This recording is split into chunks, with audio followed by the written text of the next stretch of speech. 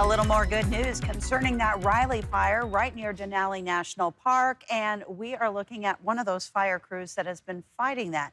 Some cooler, wetter weather has been moving in. So containment is now estimated at 25% in that fire.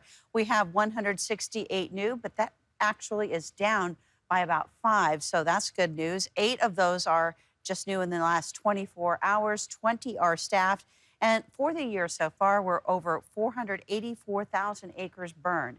But we're going to continue to see some rain into the interior, which will help those firefighting and containment efforts. And back in Anchorage in south central Alaska, it's been a pretty nice afternoon.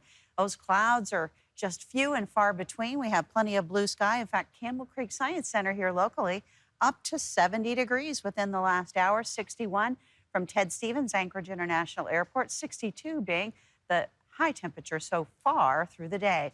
A look at the sunshine that extends from the Susitna Valley all the way across the Kenai Peninsula. Pick up a few clouds, even some rain as we push east into parts of Prince William Sound. Cordova reporting rain in the last hour. 60 there, 64 in overcast skies in Golcana. And not very impressive as far as the rainfall amounts. In fact, nobody really showing any amounts, but it is pretty impressive. Once you head up toward Nome, for the day so far, 1.4 inches plus. And it's coming up on a half-inch around Kotzebue. This wet weather is moving into the interior where they have seen that start to fall in light amounts so far in the Fairbanks area.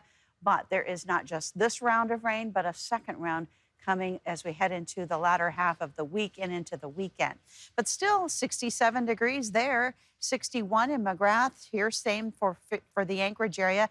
We go to 62 on the south end of the Panhandle, but otherwise we pick up some clouds around Juneau into Yakutat.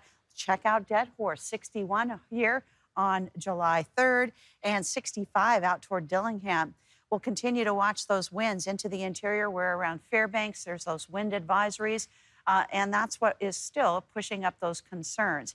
We'll continue to see a track that brings in storm systems right through parts of the Aleutians up to the southwestern coast and progressing inland. So this is good news for firefighting efforts, but the winds, they are expected to stay strong in that area just from Fairbanks working your way north and east until 10 p.m.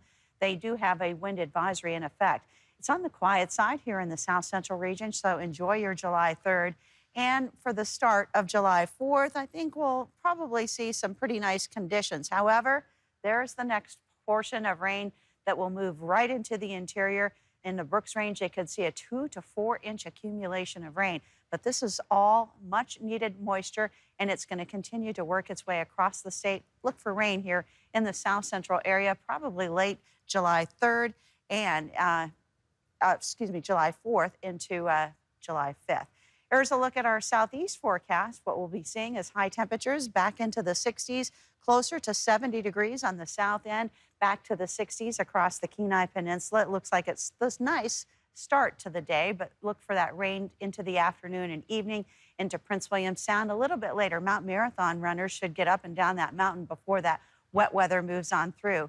62 for the Anchorage area and our 7-day forecast for our 4th of July. Looking at a mix of clouds and sun starting off the day, chance of showers into the evening as well as Friday, rain likely on Saturday.